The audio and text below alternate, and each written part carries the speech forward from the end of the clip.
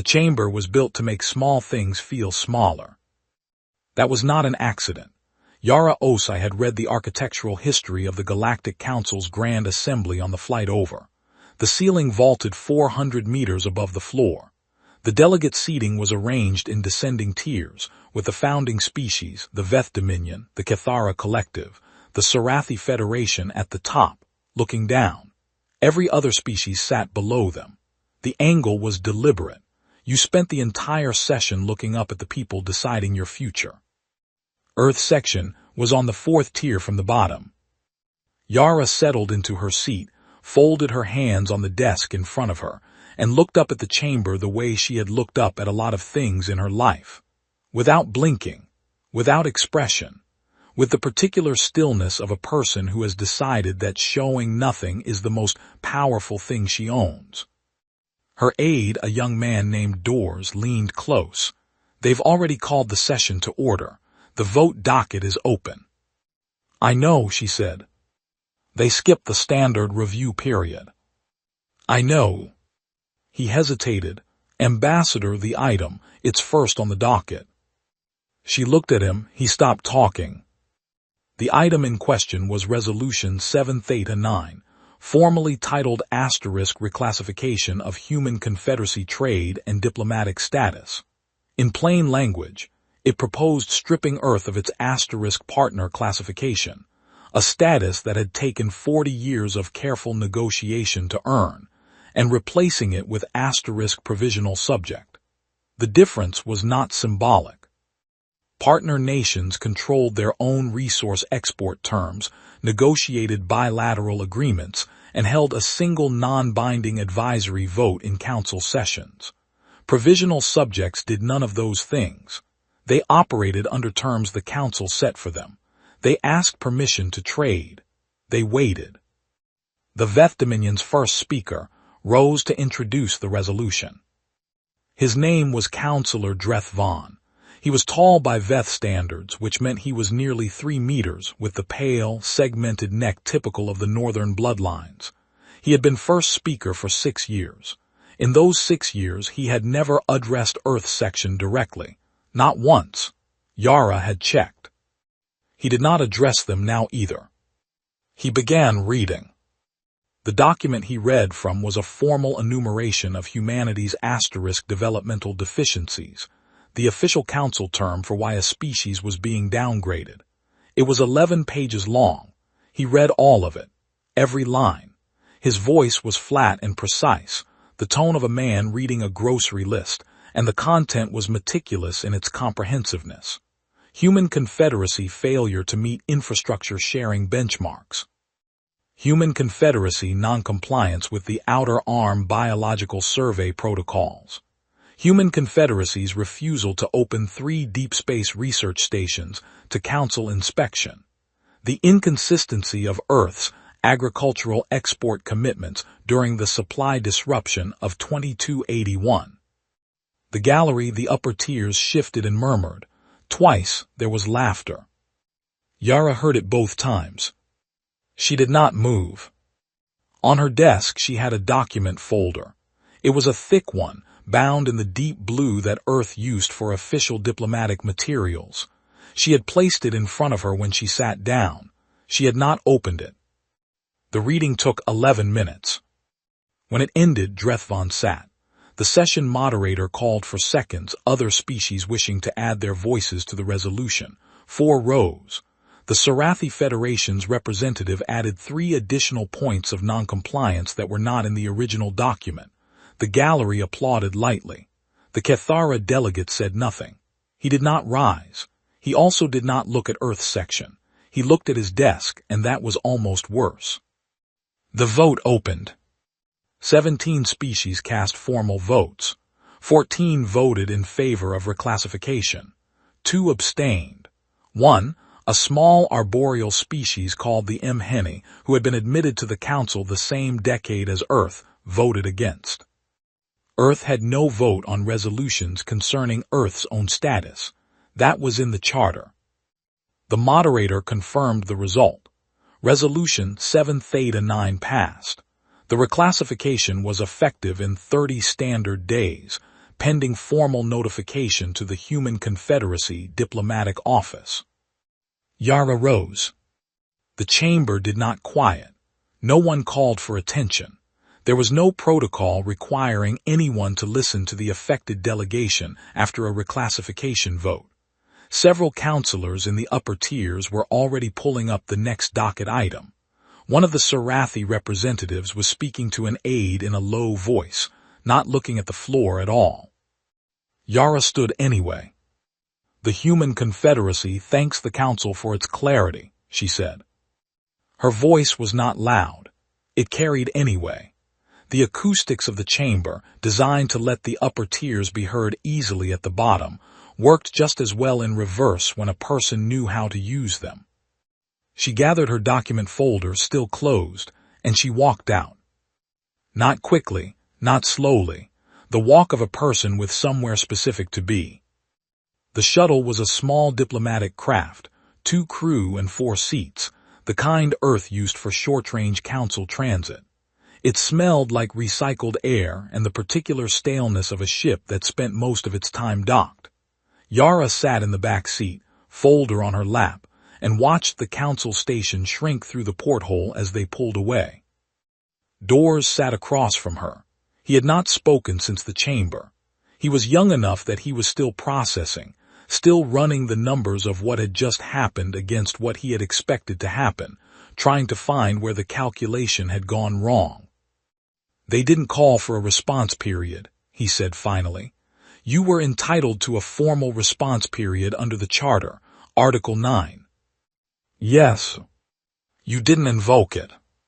"No." He was quiet for a moment. "Why?" Yara looked at him. He was 26. She had been 26 once, a long time ago, in a city on the western coast of Ghana where she had learned, in a series of small and unpleasant ways, that invoking your rights in a room full of people who have already decided to ignore them is not a demonstration of strength. It is a gift of entertainment. "Because they wanted me to," she said. She opened the secure panel on the armrest and keyed in a channel code.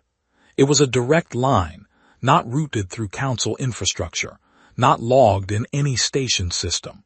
A private relay that Earth had maintained for 12 years without ever needing to use. The line connected. The Secretary General's face appeared on the small screen, grainy with compression but readable. He said nothing. He was waiting. Yara looked at him. "Begin the cascade protocol," she said. She closed the channel. Doors stared at her. He had heard the phrase. He did not know what it meant. It had not been in any briefing document he had been given access to. "Ambassador," he said carefully, "what is the cascade protocol?" Yara set the document folder on the seat beside her. She had carried it into the chamber that morning. She had placed it on the desk in full view of the gallery. She had not opened it once. She turned it over and showed him the cover. He leaned forward and read the title. Mutual Dependency Audit, Galactic Council Member States, Infrastructure, Licensing, and Service Exposure Analysis, prepared by the Human Confederacy Strategic Planning Division. Below the title, a subtitle in smaller text. What they owe us that they do not know they owe us. Doors read it twice. He looked up at her. "How long has this existed?" "The first draft was completed 9 years ago," Yara said. "We have updated it every 6 months. And the Cascade Protocol is the process of making the findings of that document felt," she said.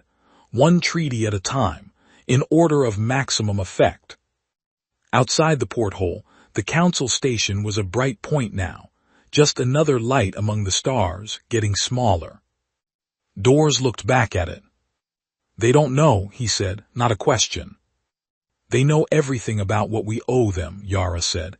"They have never once thought to ask what they owe us." She paused. "That was their mistake, not the vote, not the 11-minute document, not the laughter." She picked up the closed folder and held it for a moment, then set it down. The mistake was 30 years of never asking the question. Doors was quiet for a long time after that. The shuttle moved through deep space, away from the chamber built to make small things feel smaller, toward a planet that had spent 40 years learning exactly which threads, if pulled, would make 17 civilizations feel the floor drop out from under them. No one in that chamber had watched Yara leave. No one had noticed that the document folder never opened. That was fine. They would notice soon enough. The notifications went out at 300 hours, Earth Standard Time. Not because 300 was a significant hour, because the team that had spent 9 years building the mutual dependency audit had calculated that notifications sent at 300 would reach the capital stations of the least affected species first, during their active hours, and the news would be moving through the Council's network by the time the most affected species woke up. The shape of the panic mattered. It was better when it arrived before the consequences did, so that the people receiving it had just enough time to feel dread without having any answers yet. That had been Dr. Amara Lund's idea. She ran the strategic planning division from a building in Geneva with no external signage and a cafeteria that made excellent coffee. She had been working on the Cascade Protocol for 11 years. She was the kind of person who thought about things like the timing of dread. The notifications were formal, extraordinarily formal. Each one was delivered on official Human Confederacy diplomatic letterhead, addressed to the relevant species' senior diplomatic contact, and written in the precise, courteous language of a legal instrument. There was no anger in any of them, no accusation, no reference to what had happened in the council chamber. Each notification contained two things: a formal declaration that the Human Confederacy was invoking its right to withdraw from the specified treaty under the withdrawal clause contained within that treaty's own text, and the date the withdrawal took effect. Some were immediate, some were 30 days out. The timing was not random. The first package to land was the one addressed to the Mhenni Commonwealth, the small arboreal species that had voted against Earth's reclassification. Their notification was also the shortest. It informed them that Earth was withdrawing from the Outer Passage Navigation Agreement, which gave Mhenni vessels preferential routing through 2 human-maintained beacon corridors.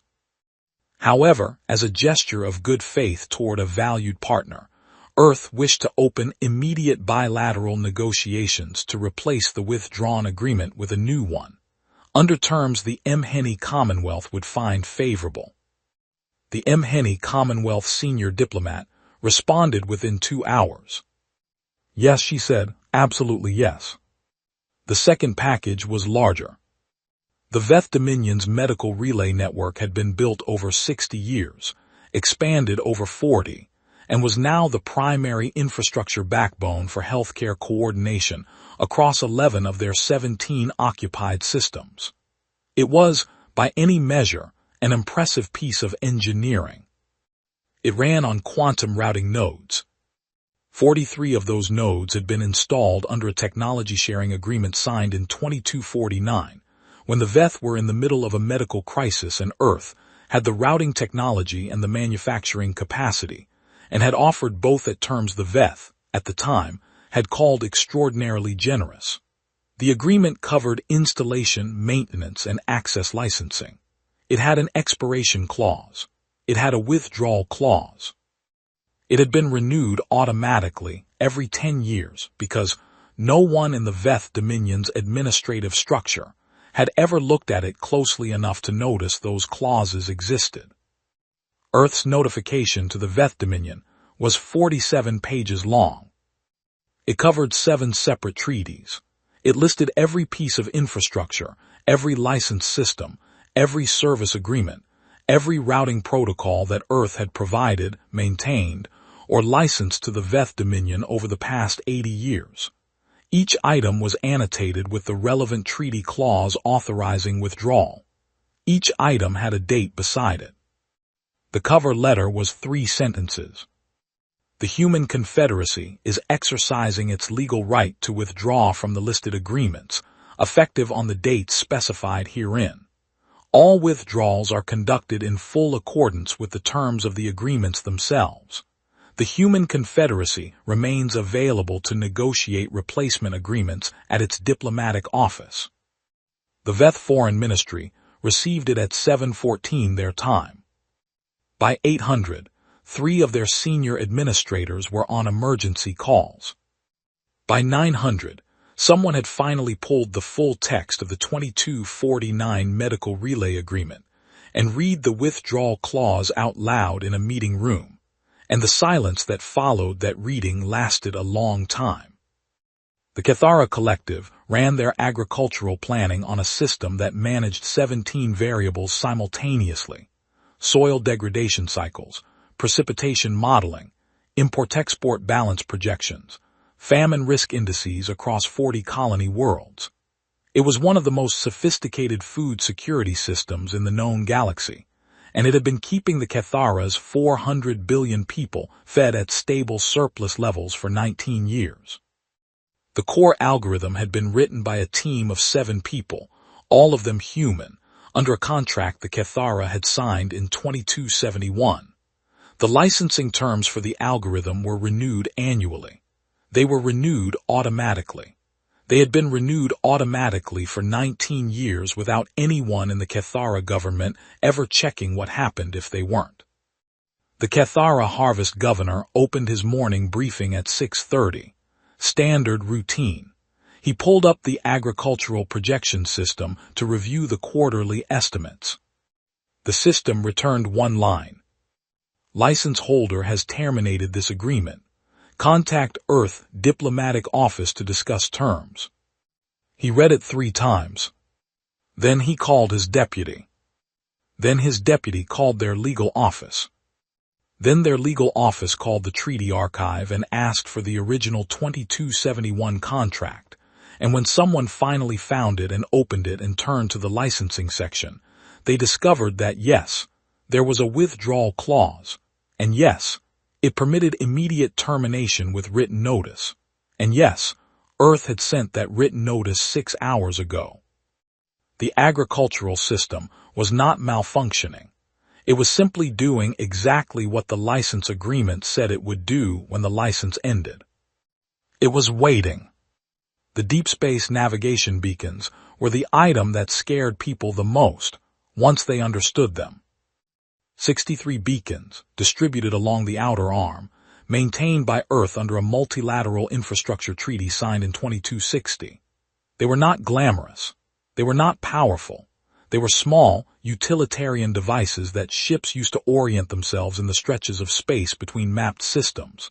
The kind of infrastructure that became invisible because it always worked, because no one had ever imagined it might stop working, because in 60 years it never had. Earth suspended maintenance on all 63. It did not turn them off. The withdrawal clause did not allow immediate shutdown of safety-critical navigation infrastructure, but it did allow Earth to stop maintaining them, to stop sending repair crews when components degraded, to stop the software updates that kept them calibrated. They were still on for now. The Veth cargo fleet learned this in the most direct way possible. A standard transit through a sector they had used hundreds of times, with 3 beacon contacts that turned out to be running on outdated calibration tables, produced a navigation error that sent 6 ships 17 degrees off their planned corridor. They ran dark for 19 hours before emergency rerouting systems caught the drift. No collisions, no casualties. The incident report, filed by the Veth Fleet Coordinator, used the word *catastrophic* 4 times in describing what had almost happened. On the 3rd day, the Veth Dominion's Council representative stood at a public session and declared Earth's actions an illegal breach of multilateral obligations and a hostile act against the stability of the Council. She demanded an emergency vote to censure the Human Confederacy and compel restoration of all withdrawn treaties. The vote was called. It failed. 6 species abstained. They had spent 3 days auditing their own dependency exposure. None of them had finished. None of them wanted to vote against Earth before they knew their number. One of the abstaining species had been among the 14 that voted for Earth's reclassification 4 days earlier. The Veth representative looked at their empty voting square for a long moment. She had no words for that. Neither did the chamber. The session closed early. The procedural schedule fell apart because 3 of the required quorum species were in emergency internal meetings and had sent junior staffers to hold their seats. The junior staffers had no voting authority. The moderator called for a recess. In Geneva, in a building with no external signage, Dr. Amara Lund was eating lunch at her desk and reading the session report as it came in. She made a small note in the margin. Day 3. Fracture lines appearing in expected locations. Cathara posture non-hostile. Recommend Yara move on bilateral contact window within 48 hours. She finished her lunch. She made excellent coffee. Outside, it was raining in Geneva, the steady gray rain of a city that had been managing complicated things for a very long time and had learned that complicated things, handled correctly, had a way of resolving into something workable. You just had to be willing to wait. And you had to have read the contracts. The emergency session was called for the 7th day. It was not called by the council moderator. The moderator had been trying to convene a regular session since day 4 and kept failing quorum because 6 species were in various stages of internal audit and bilateral outreach.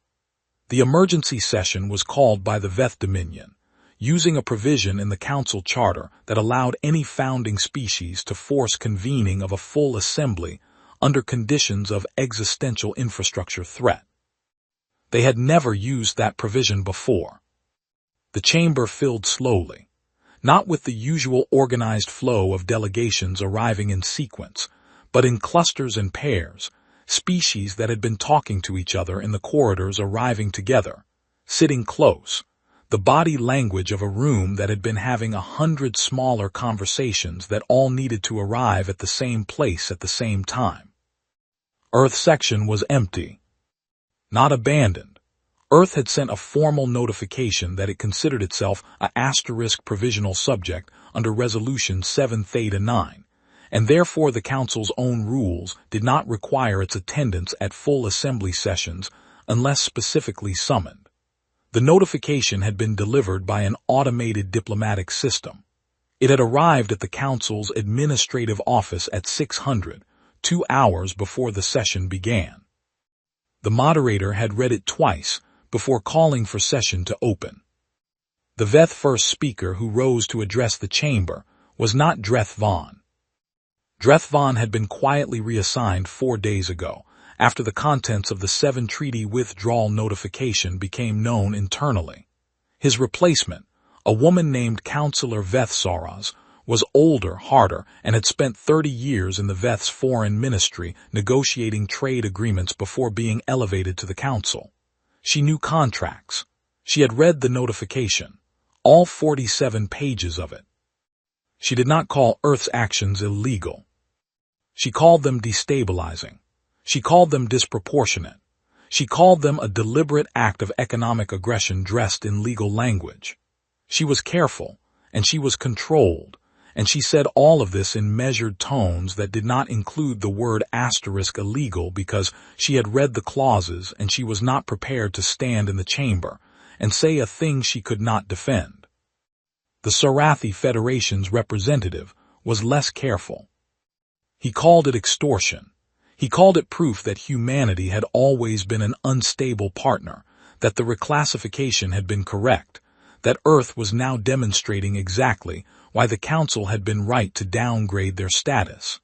He proposed an immediate multilateral response, a counter-withdrawal of Council services, a coordinated economic isolation of Earth's trade corridors. He sat down to mixed murmuring. The Cathara delegate did not rise. He had not spoken publicly since the notifications went out. He sat in his section with his hands folded on his desk, and he watched the chamber, and he said nothing. The counter-isolation proposal was put to an informal voice count. 4 species supported it. 11 did not respond. 2 abstained explicitly, both of them issuing brief statements noting that they were still reviewing their dependency exposure and could not commit to a coordinated position until that review was complete. The session moderator waited. The chamber was quiet in the particular way that chambers get quiet when everyone present is doing arithmetic and not liking the answers. The Sarathi representative asked for a formal vote. The moderator called it. 4 votes in favor of counter-isolation. 9 abstentions. 3 against, including 2 species that had voted for Earth's reclassification a week ago. They had finished their audits. Their numbers were not good.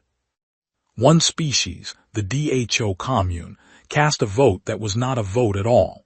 Their delegate rose and said simply that the DHO commune was requesting a recess to contact Earth's diplomatic office directly. They had a treaty matter to discuss. They apologized for the interruption. The Sarathi representative stared at the DHO delegate for a long moment. The DHO delegate did not look at him. In the space of 9 days, 5 species made direct contact with Earth's diplomatic office. Not through the Council's communication infrastructure. Directly, bilaterally, routing around the Council apparatus entirely, using contact protocols that were technically available but had not been used in years because there had been no reason to use them. The Council's structure had been designed to manage interspecies communication through its own channels, and everyone had grown comfortable with that arrangement. Comfortable, it turned out, did not mean necessary. Earth's diplomatic office responded to each inquiry within 4 hours. The responses were warm, specific, and came attached to a draft bilateral framework tailored to that species' particular dependency exposure. The frameworks were generous. They were more generous, in several cases, than the multilateral arrangements they were replacing. Each framework was also entirely under Earth's terms. Not punitive terms, not humiliating terms, just Earth's terms, the terms of a species that knew its own value, had always known it, and had spent 40 years expressing that value through the Council's framework because that had seemed like the appropriate channel at the time. The channel had been closed. Other channels were open. Dr. Lund tracked the contact requests on a board in her Geneva office. Each species that reached out got a small mark. Each mark was in green, not red, because this was not a war and she wanted her team to remember that. Green for dialogue. Green for the first thread of a new architecture pulling taut. She added the DHO commune's mark. 7, her deputy said from the doorway. 7, she agreed. On the 10th day, Earth's Secretary-General made a public statement. It was brief. It was transmitted on all standard Council communication bands, which technically Earth still had access to as a provisional subject. It was not addressed to any specific species or delegation. It went out to everyone. He was a quiet man, the Secretary-General. He had the kind of face that was easy to forget and impossible to dislike, lined, patient, with the specific exhaustion of someone who had been making hard decisions for a long time without expecting gratitude for any of them. He had been in office for 6 years. He had signed the order to begin the Cascade Protocol within 40 seconds of receiving Yara's call. He said, the human confederacy values its relationships with all spacefaring peoples. We have not ended those relationships. We have changed the terms under which we maintain them, terms which reflect what those relationships have always actually been worth. We are available to negotiate. We prefer it doesn't take long. He paused. So do you. He ended the transmission. In the council chamber, a session had been running for 3 hours that had not yet produced a single actionable resolution. The procedural schedule had collapsed. 5 agenda items had been tabled. The quorum count had dropped twice as species left to take urgent calls. An aide to one of the oldest counselors. An 800-year-old body from a species that had been in the council since its founding leaned close and whispered that the bilateral contact request queue at Earth's diplomatic office was now at 11. The counselor was quiet for a long time. Then he said in a voice too low for anyone else to hear, "We laughed. We should not have laughed." His aide wrote it down. She was not sure why. It just seemed like the kind of thing that should be written down. Outside the council station, in the dark between stars, the network of deep space beacons continued their slow drift toward calibration failure. None of them had gone dark yet. Earth had not needed them to. The silence they implied was enough. Power, the 800-year-old counselor thought, looking at the empty chair of a species that had gone to negotiate bilaterally with someone the council had voted to humiliate 11 days ago. Power was not the thing you showed. It was the thing you had already built before anyone thought to ask whether you had it. He had been in this chamber for a very long time. He had never understood that as clearly as he did right now. The Cathara did not send a formal request. That was the first thing Yara noticed. Every other species that had contacted Earth's diplomatic office had gone through the official intake channel, a written request, logged, time-stamped, routed through the standard queue. The Cathara Harvest governor contacted her personally. Direct channel, authenticated credentials, no intermediary. A message of 4 sentences asking whether Ambassador Osai would be willing to meet privately at a neutral station of her choosing at her earliest convenience. The message was signed by the governor himself, not his office, not a diplomatic aide, him. She read it twice. She replied within the hour. The neutral station was a small commercial waypoint called Estara 7, 4 hours from council space at standard transit speed, primarily used by independent freight operators and survey teams. It had a conference room that could be rented by the hour. It smelled like recycled air and machine oil, and the kind of quiet that comes from being the kind of place where people come to do things they do not want witnessed. Yara arrived first. She arranged 2 chairs and a table and a water service, and then sat down and waited. The Cathara governor arrived 8 minutes late. He was a broad, heavy-limbed being with the distinctive amber pigmentation of the Cathara northern lineage, and he moved with the careful deliberateness of someone managing a great deal of weight, both physical and otherwise. He sat down across from her without ceremony. No aid, no recording device, no prepared document folder. He looked at her for a moment. "I owe you an apology," he said, "not on behalf of the collective, personally." Yara said nothing. "I was in the chamber," he said.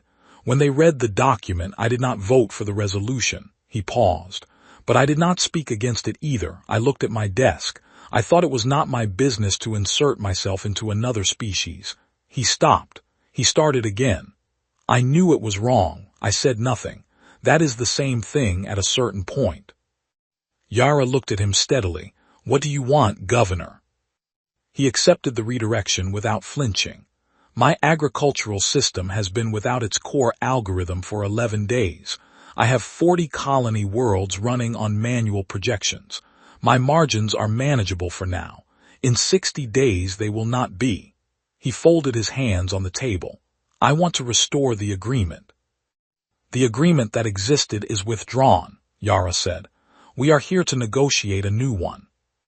"Yes, what does the new one look like?" Yara opened the document folder she had brought. Not the blue one, that one was still in her office, a prop that had served its purpose. This was a working folder. She removed a single document and placed it on the table and turned it to face him. He looked at it. He looked at it for a long time. "This is your original proposal," he said, "from 7 years ago." "Yes." "The one the council rejected." "The one the council rejected in 11 minutes without reading past the second page," she said. "Yes." He was quiet. He turned through the pages slowly, reading, actually reading, with the careful attention of a man who had spent the last 11 days discovering what it cost to not read things carefully enough. When he reached the end, he closed it and set it down and looked at the table for a moment. "These terms are fair," he said. "Yes." "They were fair 7 years ago." "Yes." He looked up. "Why did you wait? If you had this, if you knew the dependency exposure existed, why did you spend 7 years in that chamber accepting?" "Because we wanted to be there," Yara said simply. "We wanted to be part of it. The council represents something. The idea that different peoples can build something together that is larger than any one of them." She paused. "We wanted to belong to that. We spent 40 years trying to belong to that on terms that the council would accept." He was silent. "The resolution changed the calculation," she said, not bitterly, just as a fact delivered clearly. "Not because it hurt us, because it made explicit something that had always been implicit, that the council's definition of belonging required us to be smaller than we are, and we are no longer willing to be smaller than we are." The governor looked at the document on the table between them. "The agricultural algorithm," he said. "The terms here give you co-ownership of the derivative data, everything the system learns from our soil conditions, our precipitation patterns." "Belongs to both of us equally," Yara said. "Yes, because our people built the system that learned it. That is what equal partnership looks like." He was quiet again, long enough that the recycled air of Astara 7 had time to cycle twice. Then he picked up the document and turned to the signature page. "I cannot sign this without a collective council ratification," he said. "That will take 30 days. "I know. The agricultural system will be restored to provisional operation within 48 hours of your signature on this page," Yara said. "Full restoration pending ratification. That is a gesture of good faith. It is not negotiable as a concession. It is simply true that I do not want your colony worlds to experience food shortfalls over a political disagreement." He looked at her. "You could have held it as leverage," he said. "Yes. You chose not to." "Leverage and partnership are different tools," she said. "I am trying to build a partnership. I used the leverage to get to this table. Now I am putting it down." He signed the page. The news that the Cathara had signed a bilateral framework with Earth reached the council station 14 hours later. It traveled fast, the way news travels when it is the kind of thing that changes the shape of a room. The Veth Dominion's reaction was immediate and furious. Councillor Soraz called the Cathara's senior council representative and used the call to express, in very precise diplomatic language, that the Veth considered bilateral dealings with Earth to be a destabilizing act that undermined the collective council response. The Cathara representative let her finish. Then he said 6 words. "We read the document, you didn't." He ended the call. Councillor Soraz sat for a while in her office on the council station, looking at nothing in particular. She was a good negotiator. She had been in foreign ministry work for 30 years. She knew, in her bones, what it felt like when a position became untenable, not dramatically, not with a collapse, but with the slow accumulating weight of evidence that the ground you were standing on was not as solid as you had thought. She pulled up the 47-page withdrawal notification that had arrived 11 days ago. She had read it once, quickly, looking for legal vulnerabilities. She opened it again. This time she read it slowly. All 47 pages. When she finished, she called her deputy and told him to prepare a secure channel to Earth's diplomatic office. Not an official request through council channels. A direct contact. Personal credentials. Her deputy hesitated. "Counselor, if the Veth Dominion is seen to be..." "We are not being seen to do anything," she said. "We are making a call." She paused. "Schedule it for tomorrow morning, and pull the original text of the 2249 Medical Relay Agreement, the full text. I want to read it before we speak to anyone." She closed her files for the night. On Yara's shuttle, traveling back from Astara 7, Dors was tracking the incoming contact requests on his tablet. The Cathara signature had opened something, like a door cracking let light show, and others moved toward it. 14, he said. Yara was looking out the porthole at the dark. 15, she said. He looked at his tablet. A new request had come in while he was speaking. He looked up. How did you know? She didn't answer that. She was thinking about a blank document that she had carried into the council chamber, never opened, and never needed. She was thinking about the Cathara governor's face when he read the original proposal, the moment he understood that the document had been fair for 7 years, and the council had never bothered to look. The most powerful thing she owned was not the mutual dependency audit. It was not the Cascade Protocol. It was not the 47 pages of withdrawal notifications, or the 63 degrading beacons, or the unlicensed algorithm sitting idle in the Cathara's systems. It was the fact that she had been right, and patient, and willing to wait until the cost of ignoring her became too high. That was it. That was always it. The Veth held out 42 days. That number would later be cited in strategic planning courses, diplomatic training programs, and at least one academic paper examining the outer limit of institutional pride as a negotiating position. 42 days, against mounting medical relay failures, against the quiet defection of one council ally after another into bilateral frameworks with Earth, against the slow and humiliating arithmetic of an audit that kept producing numbers no one wanted to present to their leadership. 42 days. Then Counselor Soraz walked into Earth's diplomatic station. She came without announcement. She had not filed a meeting request through the official queue. She arrived at the station reception desk at 900 hours on a Tuesday and gave her name and asked if Ambassador Osai was available. The reception aide, who was 22 and had never met a Veth Dominion counselor before and handled the encounter with impressive composure, asked her to wait and sent a message upstairs. Yara came down herself. She did not send a deputy. She did not make the counselor wait more than 6 minutes. She shook her hand in the human manner, which the counselor accepted without comment, and she brought her upstairs to a meeting room that had a window and real tea and no recording devices visible, though both of them knew that both of them knew the room was logged. Soraz opened with an offer. Yara declined it. Soraz made a better one. Yara declined that too. Not with coldness, not with theater, with the specific, unhurried calm of a person who knew exactly what the third offer would be, had known it before the meeting started, and was not willing to pretend otherwise by accepting anything less.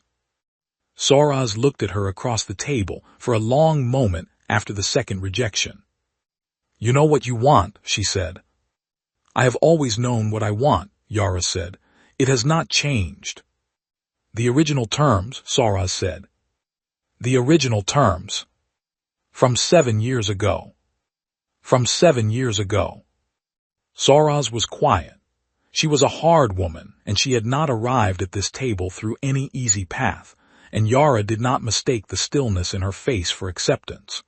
It was the stillness of someone doing the last piece of arithmetic, the one that tells you that the position you have defended for 6 weeks is no longer defensible, and taking a moment to acknowledge that fact to yourself before you say it out loud. "The medical relay nodes," Soraz said. "Under the original terms, the licensing structure gives Earth the right to inspect the systems for compliance with safety standards," Yara said. "Yes, we wrote that clause because we are responsible for what our technology does when it is in someone else's infrastructure. If a node fails and people are harmed, we need to know our systems were not the cause. That is not surveillance. That is engineering accountability." Soraz looked at her. "That is a reasonable distinction," she said finally. "It always was." Soraz picked up the document, the same original proposal. The same one the Kethara governor had read at Istara 7. The same one the council had rejected in 11 minutes 7 years ago. She turned through it with the methodical efficiency of someone who had already read it 3 times and was confirming specific clauses against her own notes. She signed it. No ceremony, no speech. She signed it, capped her writing instrument, and set it on the table. "The nodes will be restored," she said. "Within 72 hours, Yara said. "Maintenance teams are already scheduled. They have been scheduled since day 40 of the withdrawal. I anticipated this would be the resolution window." Soraz looked at her. Something moved in her expression that was not quite admiration and not quite irritation, and was probably both at the same time. "You could have told me that number," she said. "Day 40. You could have said, we believe this will resolve before day 45. That information would have been useful to me internally." "Yes," Yara said. "Why didn't you?" Yara poured tea. She set a cup in front of Soraz.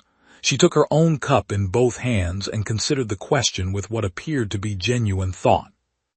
"Because you needed to arrive at this table having decided to come here," she said. "Not having been invited. The moment you decided to walk in, you had already accepted the frame of the negotiation.